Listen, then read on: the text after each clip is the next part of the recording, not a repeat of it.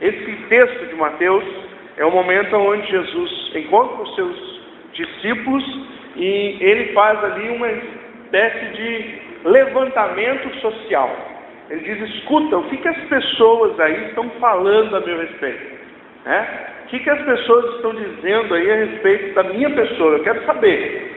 E então alguns ali trazem respostas ao Senhor. E aí Jesus então ele muda a pergunta. Ele diz: agora eu não quero saber o que os outros acham a meu respeito. Agora eu quero saber o que vocês acham a meu respeito. Todo mundo ficou meio tímido. E aí o Pedrão tomou a frente, como sempre, né? E assumiu a postura. E graças a Deus ele foi usado por Deus. Senão ele ia dar outra fora, né? Deus teve misericórdia e falou ali. E Pedro ouviu e disse: tu és o Cristo, o Filho do Deus vivo. Jesus disse: era isso que eu queria ouvir. Sobre isso que você disse, eu vou então agora fundar a minha igreja. Diferentemente do que alguns pensam que Pedro é pedra, ele mesmo vai dizer lá na sua primeira carta, no capítulo 2, que ele não é a pedra. Ele diz que a pedra é Jesus, que ele é só um tijolinho. Eu e você também somos tijolinhos que estão nessa pedra angular que é o nosso Senhor Jesus Cristo. O que eu quero mencionar então nessa noite para vocês é, nesse texto, com o seguinte tema: para onde a igreja precisa olhar? O pastor aqui lê um texto dizendo que nós devemos olhar para os guias que foram, né, e olhar e ver o que eles fizeram, e aí nos estribarmos em cima daquilo que eles fizeram. E que outros um dia virão e olharão para a nossa história. Mas hoje eu queria pensar nesse texto com você, para onde é que nós, igreja, precisamos olhar. Para recapitular um pouco a história, nós precisamos lembrar que nós estamos a dias de comemorarmos 496 anos da Reforma Protestante. Em 1517, o monge Martinho Lutero foi até a igreja de Wittenberg, no castelo, e pregou na porta 95 teses, confrontando alguns ensinamentos da Igreja Católica de então, a Igreja Católica Romana. Quando ele fez isso, ele estava chamando os padres, bispos, arcebispos e o próprio Papa de então para discutir a respeito daquilo que ele estava colocando ali. Não apareceu ninguém, e nós conhecemos a história. Martinho Lutero foi excomungado da igreja. E por ser excomungado, não era isso que ele queria, ele então começou a andar com pessoas que pensavam como ele e que davam privilégio à palavra de Deus. E por causa disso nasceu então o que nós hoje chamamos de igreja evangélica.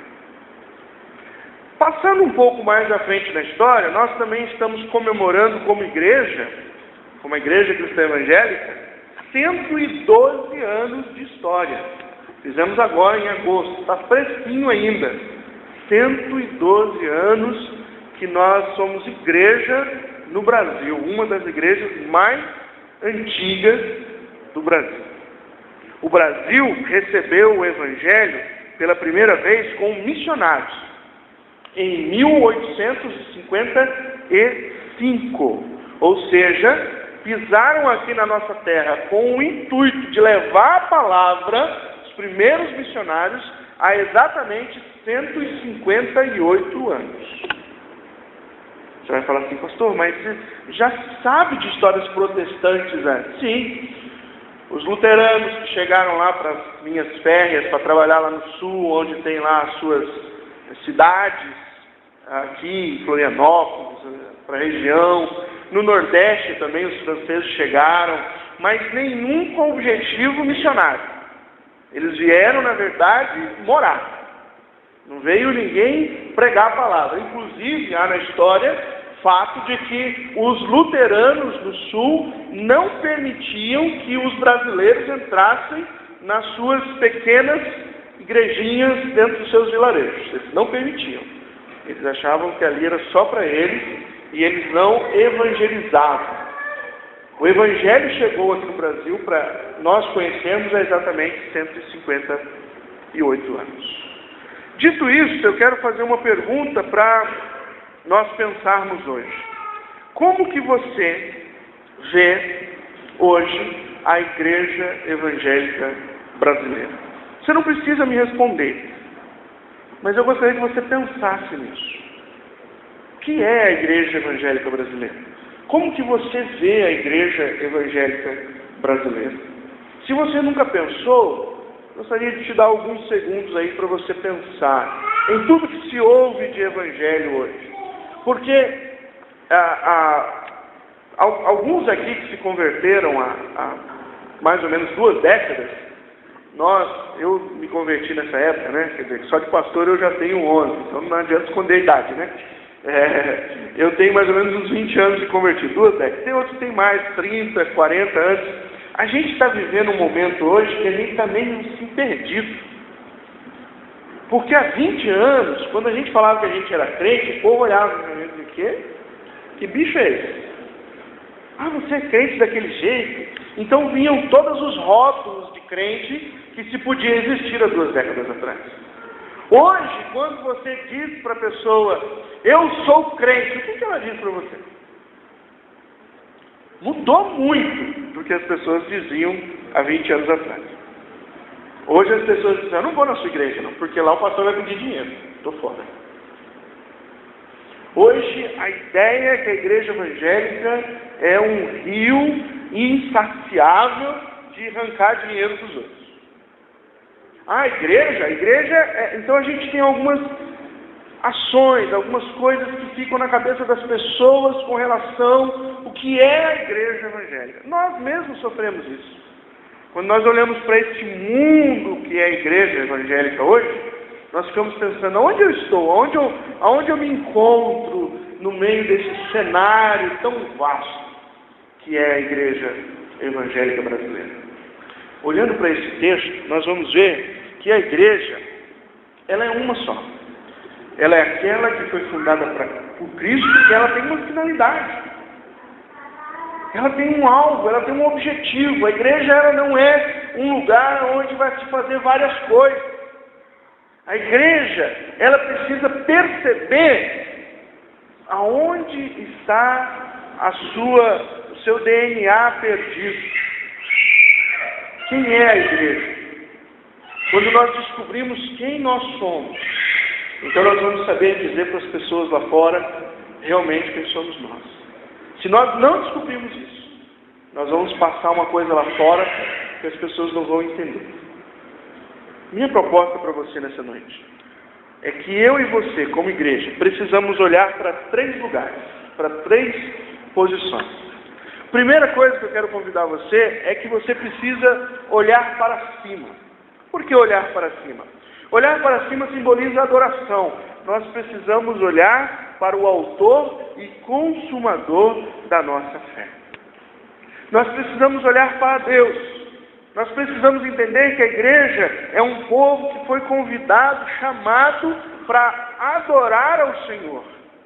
Nós cantamos aqui, a irmã ministrou aqui no louvor, dizendo isso. Para que eu nasci se não for para te adorar? Se não for para adorar a Deus, o que a igreja tem que fazer? Lembra que quando Jesus perguntou quem ele é, Pedro traz, tu és o Cristo, o Filho do Deus vivo? Além de ser aqui uma declaração teológica, é também uma declaração de adoração. Pedro estava se rendendo à revelação de que o Emanuel chegou. O Deus Todo-Poderoso está presente. E quando a gente olha algumas figuras do Antigo Testamento, quando algumas pessoas se encontravam com Deus, havia simplesmente uma ação a se fazer. A ação era adorar a Deus. Nós precisamos compreender, queridos irmãos, que nós somos o povo que adora ao Senhor e nenhum outro há que possa adorar senão nós. Nós fomos chamados para isso. Quando eu falo com o pessoal lá da minha igreja, eu digo assim, Deus é muito bom conosco. porque ele tem os anjos adorando, os querubins, os serafins, os 24 anciãos. Ele tem um aglomerado. Imagina, irmão, como que é a adoração de um anjo. Perfeita. Mas no momento em que nós vamos adorar, o Senhor presta atenção na adoração da igreja. Ele recebe. Ele está atento. Olha que privilégio que nós temos em adorar a Deus. Ninguém mais, senão a igreja, tem esse privilégio. Então, queridos, é urgente nos nossos dias uma restauração na adoração das nossas igrejas. E aí você pode falar, pastor, o que é adoração? Porque tem gente que diz aí muita coisa sobre adoração. Tem gente que quer adorar para virar hoje popstar. Tem gente que quer participar do louvor, é o primeiro sonho que ele tem. Eu vou gravar um CD e vou fazer um show no Pet Carral. É lá que eu quero ir. Mas para que você quer ir lá se você pode adorar aqui? Será que o alvo realmente é a adoração? Nós precisamos nos perguntar o que é adoração. Porque hoje parece que só adoram a Deus o Fernandinho, o Thales, a Fernanda Brum, a Aline Barros e fulano de tal. O resto é meia pataca. Esse louvor que nós ouvimos aqui, por sinal muito bonito, parabéns para os irmãos que estão louvando, a irmã que cantou, é meia boca. Porque o bom mesmo são os ícones. Será que é isso que é adoração? Será que ser conhecido pelos homens lá fora que é adoração? Porque o que a Bíblia me ensina sobre adoração, irmãos, é que tem que ter algumas coisas. Primeiramente, você precisa na adoração ter celebração. Adoração é celebrar. Nós fomos convidados para celebrar o Senhor, e celebrar a Deus é diferente do que cantar. Porque cantar, o Roberto Carlos canta, a Ivete Sangalo canta, o Justin Bieber. Estou esperando, Vai ficar meio envergonhado, né? Não vou falar agora não. Mas adorar é um povo que sabe o que é celebrar. Eu quero convidar você a ver 2 textos comigo lá em Salmo. Salmo é um livro, irmão, que nos ensina a adorar a Deus. Se você não sabe como é que você pode adorar a Deus, irmão, leia Salmo.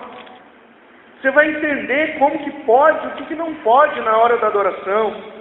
E o Salmo 98, no versículo 4, eu queria que você lesse comigo, para você entender um pouquinho a respeito do que é celebrar. Ele diz assim, celebrai com júbilo ao Senhor todos os confins da terra, aclamai, regozijai-vos e cantai louvores.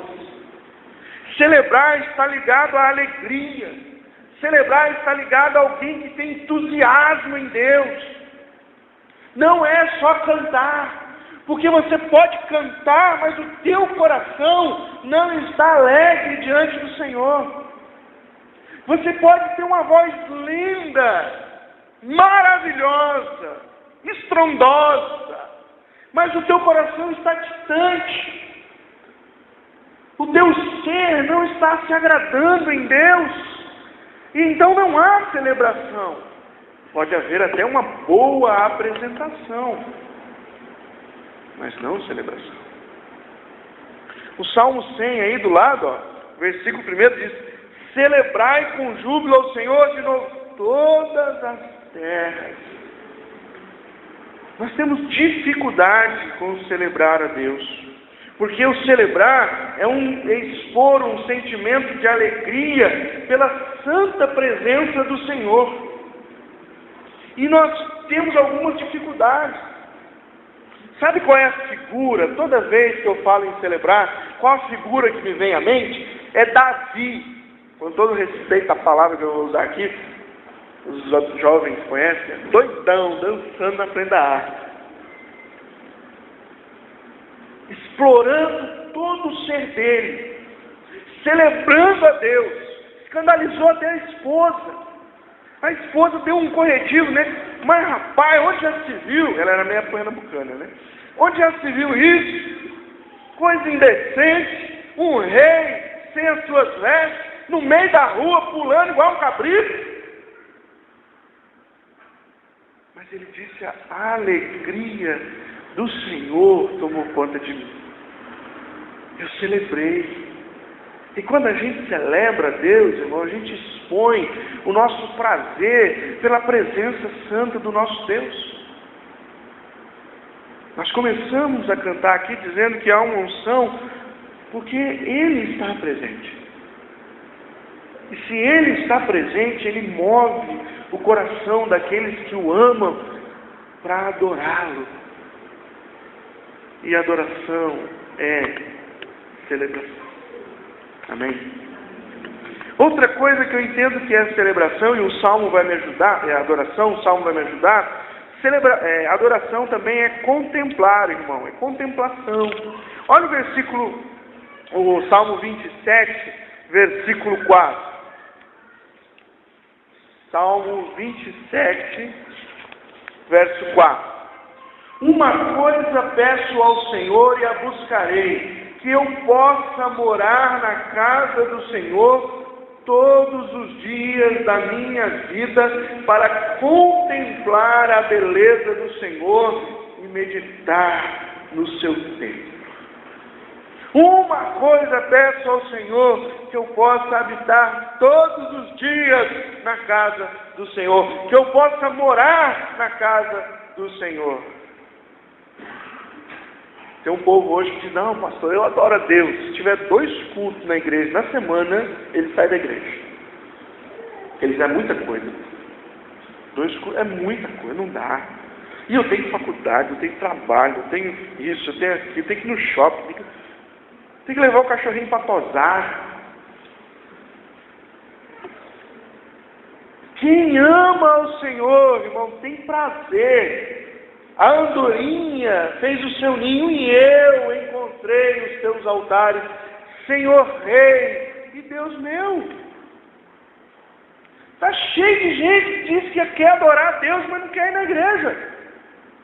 Não, eu quero adorar a Deus em casa, assistindo o R.R. Soares, o Silas Malafaia, ouvindo os louvores dos irmãozinhos lá na televisão.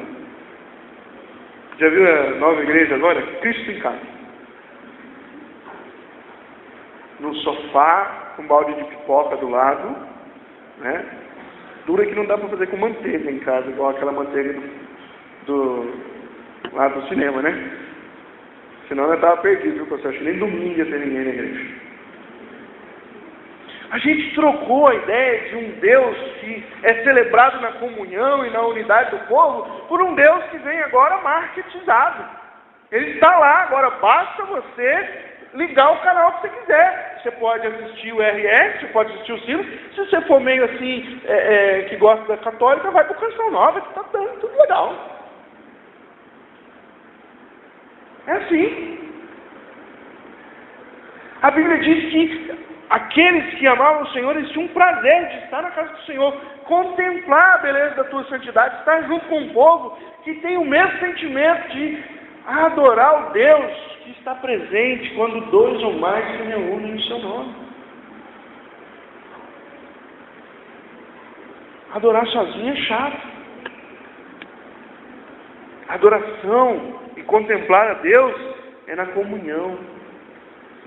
Um texto que eu acho bacana, que expressa bem o que é contemplar, é quando o Senhor Jesus se transfigurou na frente dos seus discípulos, os 3, e eles estavam ali, e eles disseram assim: Senhor, façamos 3 tendas, e bom estarmos aqui, não vamos sair mais daqui. Eles não se preocuparam com eles. As 3 tendas era para Jesus, para Moisés e para Elias. A gente fica na água mesmo, na chuva, no relento. O melhor é estar na tua presença. Nós queremos contemplar isso mais e mais. Hoje nós estamos vivendo dias em que as pessoas não querem mais contemplar o Senhor. Elas querem só fazer aquilo que é rotineiro. quero mais gastar tempo. Meu tempo é pouco. Outro salmo que fala para mim o que é adoração. Adoração, irmãos, é você buscar a Deus. Salmo 42, nós também cantamos uma música aqui referente a isso. Estou gostando porque tudo que eu estou falando já foi falado antes. Tá bom, meus caras? Como suspira a costa pelas correntes das águas, assim por ti, ó Deus, suspira a minha alma. Irmãos, quantas vezes esse versículo é uma mentira na nossa vida? É uma mentira. A gente lê com hipocrisia. Porque a nossa alma muitas vezes não suspira nada por Deus. Suspira por outras coisas. Suspira pela hora do... Será que vai acabar mesmo culto? Nossa, tem jogo hoje. Será que o Palmeiras subiu, desceu? Tem um filme hoje bacana. Nossa, será que o pastor vai enrolar muito? E o bolo vai demorar?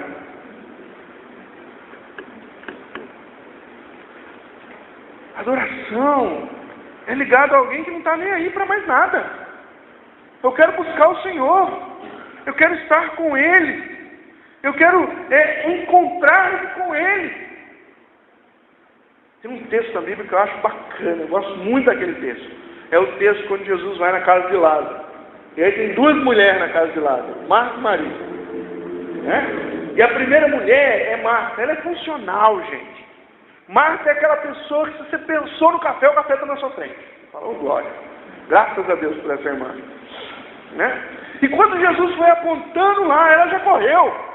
E foi matar o cabrito, e matou a galinha, e está despenando, e está pondo a água para ferver, e está fazendo tudo. Daqui a pouco ela...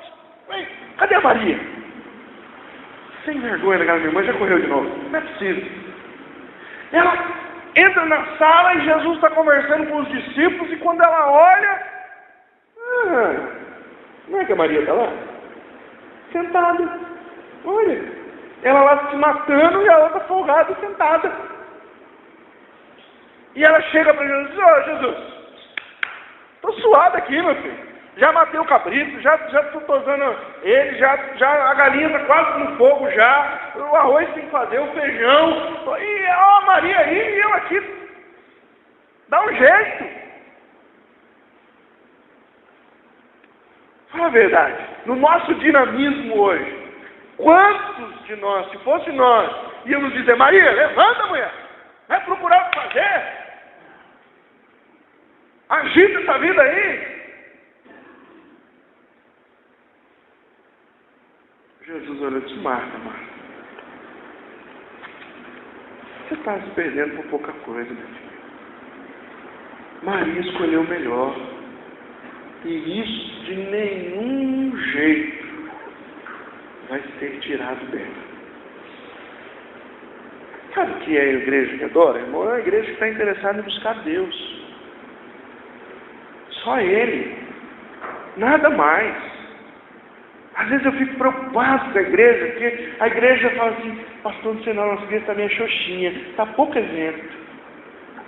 A gente tem que ter mais evento. Irmão, se quiser vento, tem, é só ligar os ventiladores.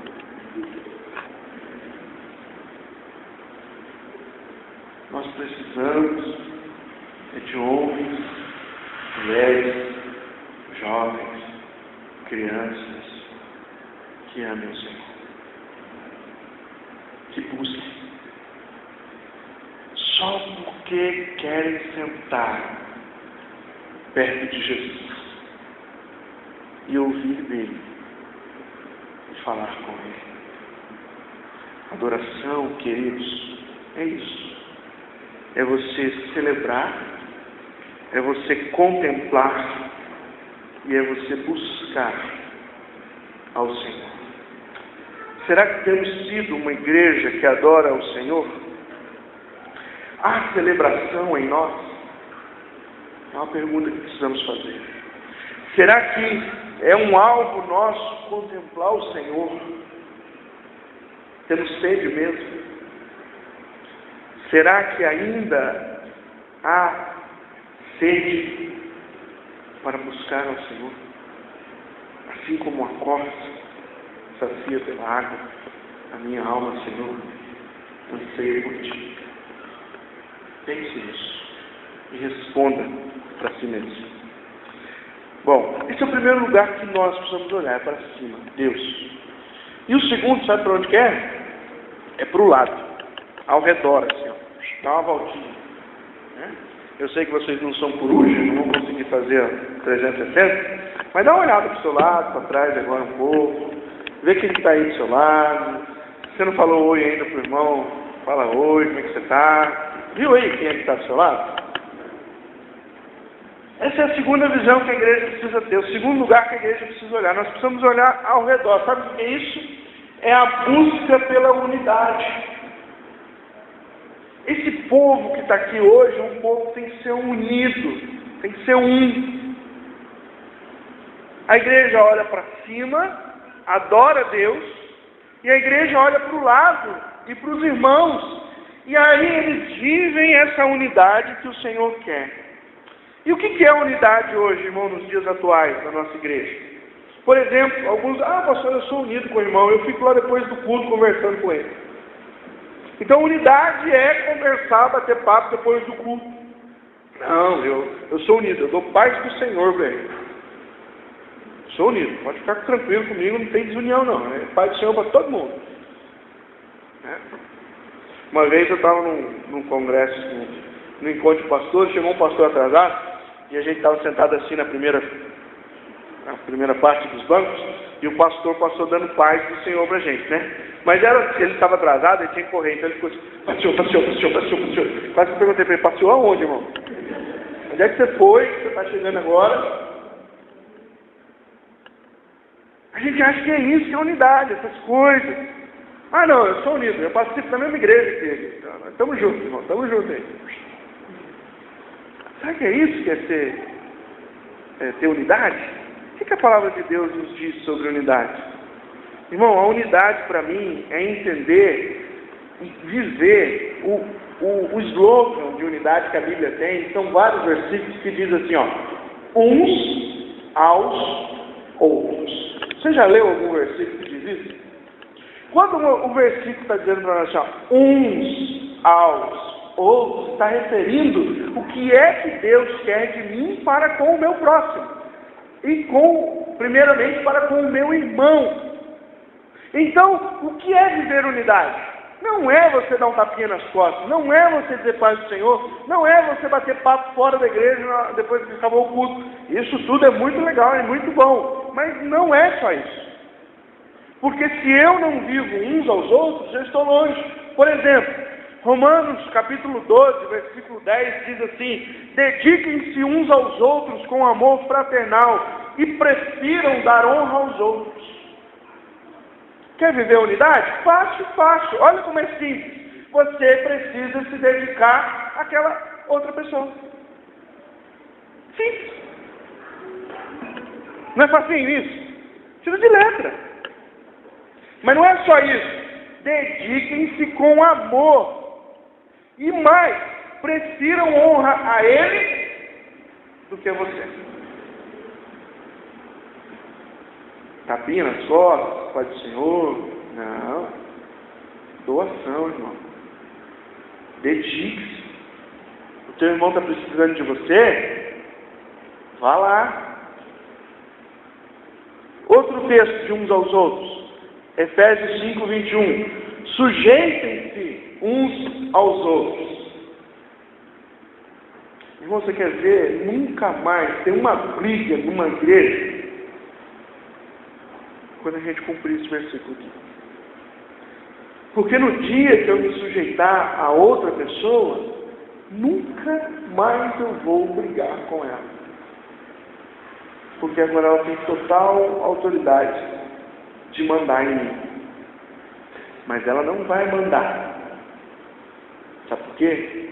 Porque ela também vai querer obedecer e sujeitar uns aos outros. Então vai ficar aquele negócio, sabe? Aquela coisa quando as pessoas vão passar duas juntas na mesma porta. Por favor, você primeiro. Não, por favor, você primeiro. Não, vai você primeiro. A gentileza. É isso. Quando eu entender que meu irmão é maior do que eu, pronto. eu vou me sujeitar a Ele facilmente. Quando eu entender que do menor, da criança, que vem à igreja, que serve ao Senhor, ela é maior do que eu, que sou um pastor, pronto. Acabou. Eu vou entender o que é ser unido. Quer ver um outro uns aos outros, que a gente também não gosta muito? João 15:17. Amem-se uns aos outros. Irmãos, como é difícil hoje nós encontrarmos pessoas que realmente vivem o amor uns aos outros. Nós estamos nos tornando uma igreja egoísta. Eu amo a mim, eu amo as minhas coisas, eu amo a minha família, eu amo aquilo que é bom para mim. O irmão, problema dele. E aí não tem unidade. Eu não olho para o lado, eu olho para mim. Eu olho para o umbiguinho. O que eu preciso? Se eu preciso de algo que eu vou ter que passar por cima do meu irmão, não tem problema. Eu vou passar porque eu quero isso. Eu preciso disso. E aí a gente perde a ideia do corpo de Jesus, porque a gente se junta, aí é junta mesmo, né? Porque está todo mundo separado, vem junto, e depois separa, vem junto, e depois separa. Nós não temos nada em comum, e é isso que eu queria dizer para vocês, que é um ponto. Unidade, irmão, é ter as mesmas coisas. As mesmas coisas. Eu acho lindo aquele texto de Atos, capítulo 2, versículo 42 em diante, que diz: tudo que eles tinham eram de todos, era tudo em comum. Pastor, hoje não funciona isso no capitalismo. Meu dinheiro é meu. Tudo bem. Mas tem outras maneiras de você viver em comum. Por exemplo, a palavra de Deus diz, lá em Filipenses capítulo 2, versículo 2, tendes o mesmo pensar. Você precisa pensar da mesma maneira que o teu irmão. Então, há sim como chegar em um acordo. Há sim como você se submeter. Há pessoas que param de ir à igreja porque a ideia delas não foi aceita. Eu não vou lá. Eu quis dar uma ideia radical lá, fenomenal. Ninguém me ouviu?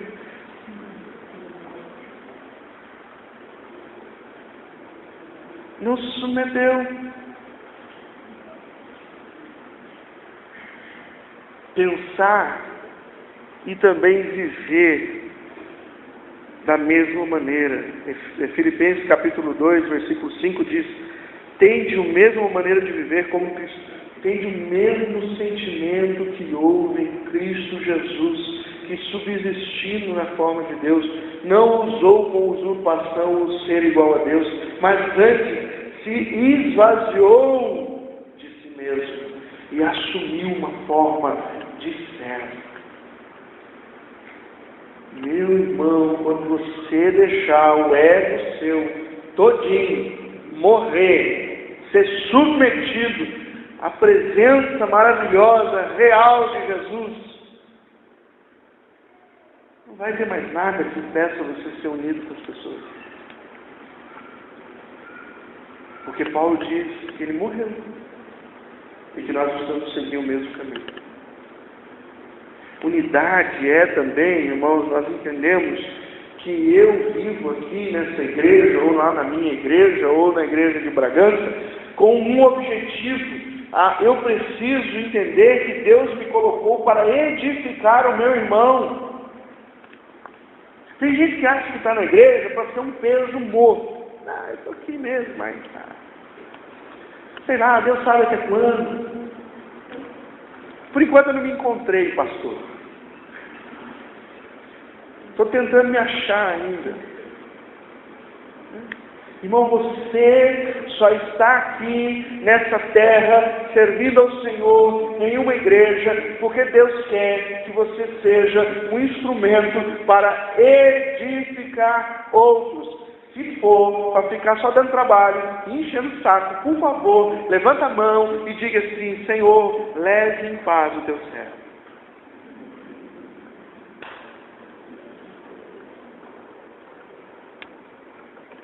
Porque tem gente na igreja que só fala assim, ó. Ai, ninguém gosta de mim, pastor. Eu me sinto tão excluído. Eu me sinto tão de lado. O cara só se sente lá embaixo. Aí você vai pesquisar a vida do camarada. Ele não se preocupa com os outros e quer que os outros se preocupem com ele.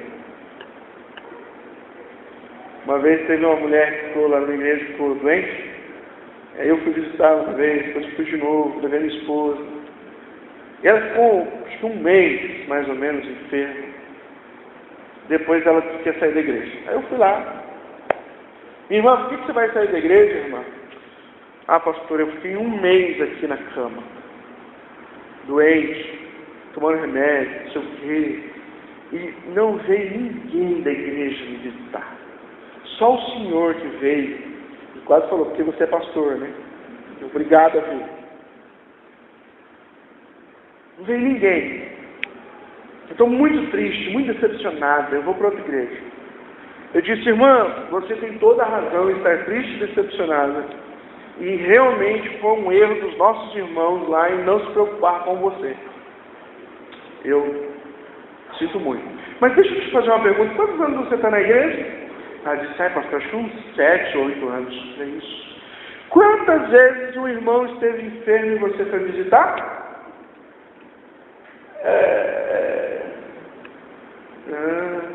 Quantas vezes você convidou alguma irmã da igreja para vir aqui na sua casa tomar um café com você? Tá bom, você não precisa mais responder a minha pergunta. Você pode sair da igreja. Mas para onde você for, se você continuar agindo como você está agindo, ninguém vai se importar com você. Porque tem gente que acha que está na igreja só para ser edificado e não quer edificar ninguém. Eu quero ser edificado. Eu quero que o pastor vá na minha casa, que ore por mim, que faça isso, que faça aquilo. Eu quero que o irmão, o membro da igreja vá lá. Eu quero que o presbítero vá, que o diácono vá. Eu quero que todo mundo me assista, mas não levanta uma palha para edificar o outro. Está errado, irmão. Eu fui chamado para edificar o outro. E se eu não estou edificando, eu não estou comprometido com a unidade. Não estou. Efésios capítulo 4, versículo 29 diz, tudo que você falar tenha um objetivo, edificar os seus irmãos. Será que nós estamos usando aquilo que falamos para edificar as pessoas? Porque a igreja que olha do lado ao redor, ela se preocupa em edificar uns aos outros. Amém? E por último, irmão, a igreja precisa olhar para fora. Dá uma olhada lá para a porta, olha tão bonita, está aberta.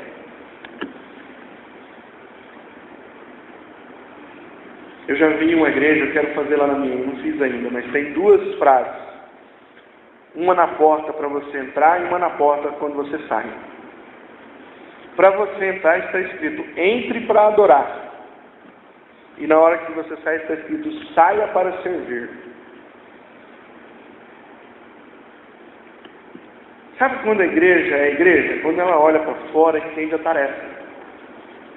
Porque quando Jesus falou aqui para Pedro sobre essa pedra, edificarei a minha igreja, a palavra que ele usa em grego quer dizer os que são chamados para ir para fora. Os que foram convidados a ir para fora. Os que foram mandados ir para fora. E nós vivemos uma sociedade, uma era onde as pessoas querem ser igreja no templo. Quero ser igreja aqui. Lá fora você quer ser, lá fora eu quero ser funkeiro, quero ser tchutchuca, eu quero ser mundo lá fora e eu quero ser igreja aqui dentro. Não dá. Você precisa sair e ser igreja, porque a igreja lá fora, irmãozinho, é você.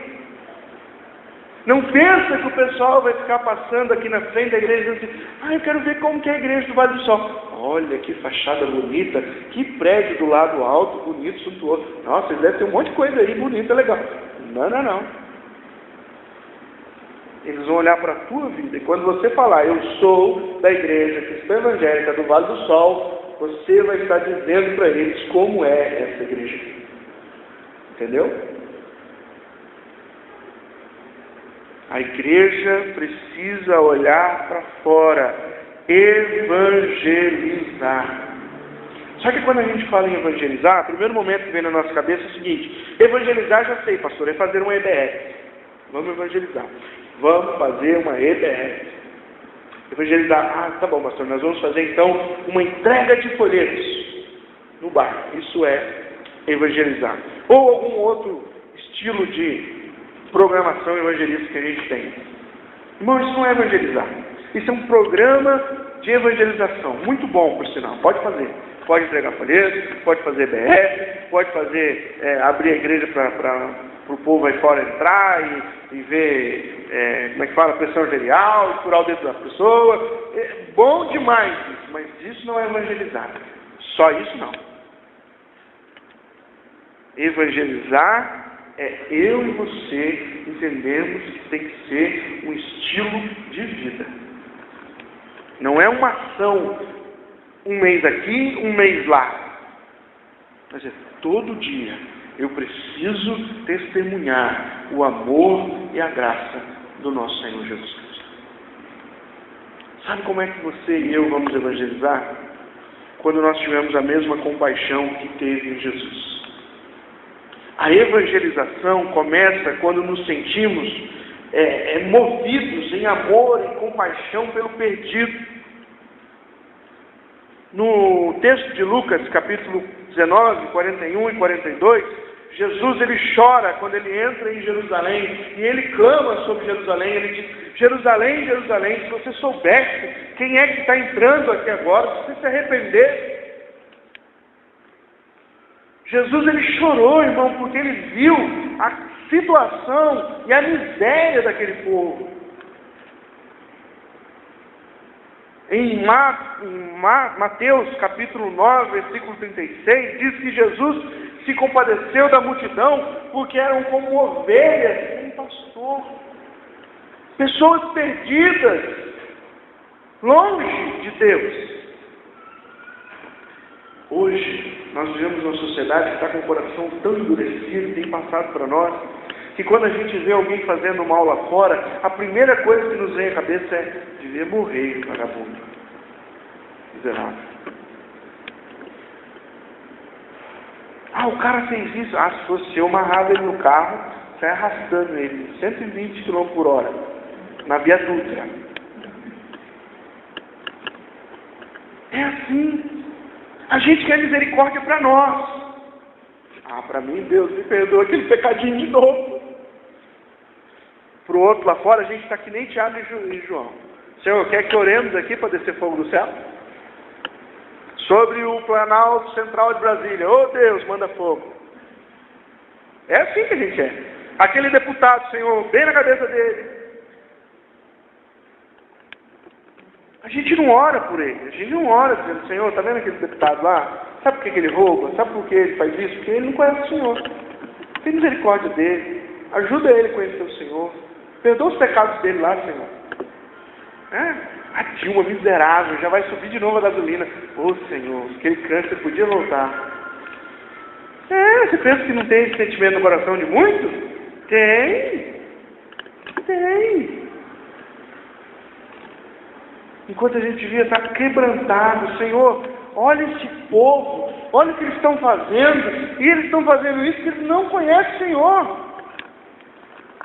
E a igreja que pode demonstrar compaixão, sendo a primeira, muitas vezes, a lançar pedra nas pessoas.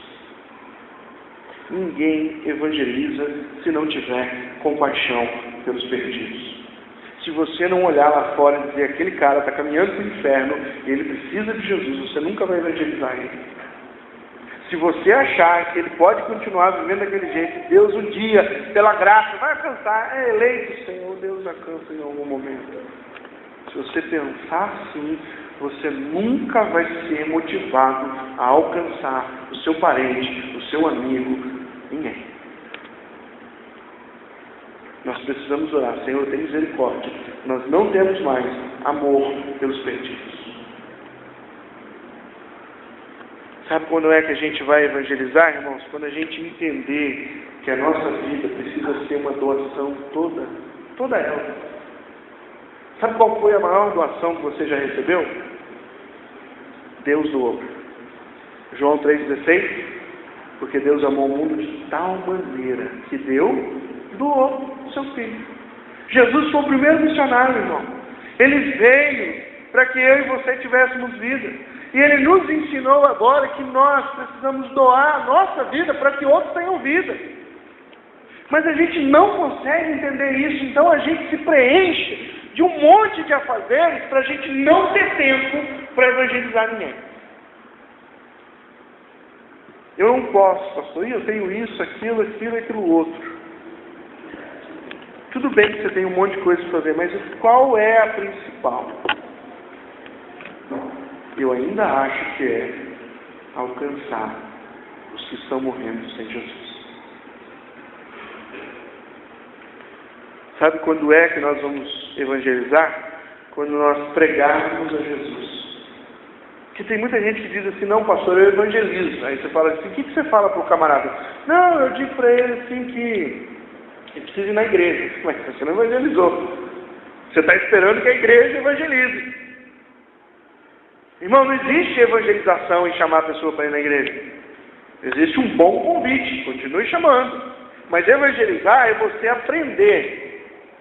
A Bíblia é o que diz que ele é pecador, para onde ele vai se ele não se arrepender dos pecados, e que há uma solução chamada Jesus Cristo. E que pela graça, em mais nada, ele pode alcançar isso se ele crer de todo o coração.